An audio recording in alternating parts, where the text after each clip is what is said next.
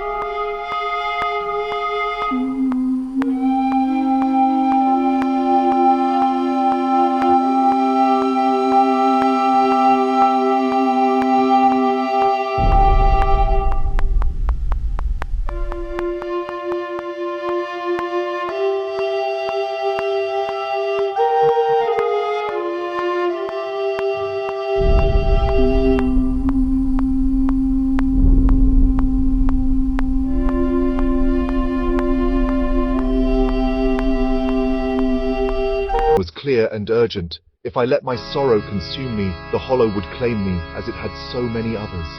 His voice trembled as he urged me to resist, to remember that the phantoms were not real, no matter how much they resembled those I had loved and lost. As I left the confessional, the weight of Father Thomas's confession pressed down on me.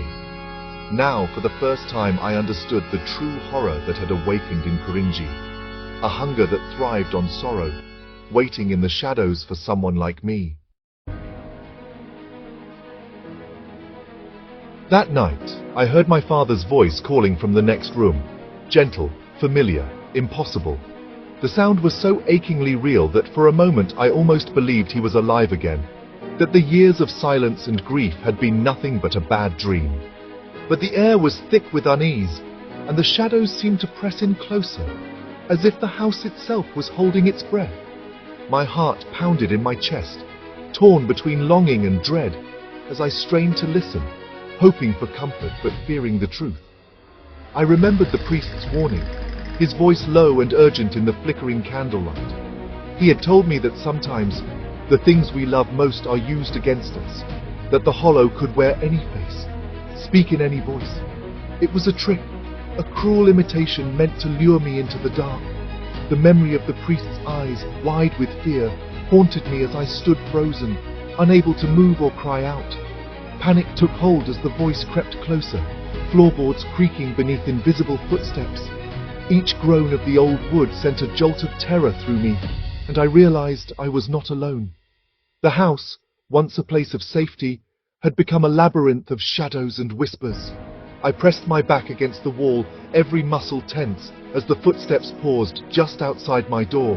The silence that followed was worse than any sound, a silence that seemed to listen, to wait. Desperate, I grabbed the kerosene can I kept for emergencies, my hands shaking so badly I nearly dropped it.